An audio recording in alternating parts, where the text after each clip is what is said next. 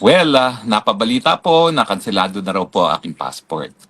Ang aking masasabi lang, nakatanggap po kami ngayong araw na ito na isang order sa hukuman na nagsasabi na nakansela nga daw po ang passport ko. Ang dahilan ng hukuman, maski hindi daw ako umalis ng Pilipinas para takbuhan yung kriminal na kaso ko, ako naman daw po ay nananatiling labas ng bansa at hindi hinaharap ang proseso sa Pilipinas nang walang dahilan. Okay. Well, unang-una po, hindi pa po pinalyan. Kaya nga po ako nagtataka kung bakit lahat sila ay sinasabi na kanselado ng passport ko.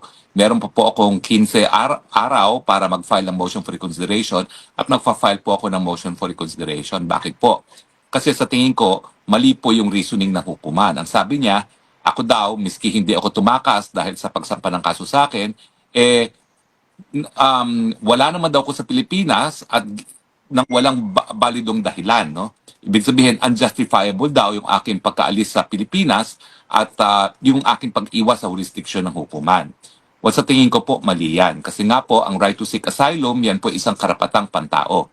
Yan po ay kinikilala sa International Covenant on Civil and Political Rights. Kinikilala po yan sa Universal Declaration of Human Rights at saka sa Convention on the Rights of Refugees and Asylum Seeker.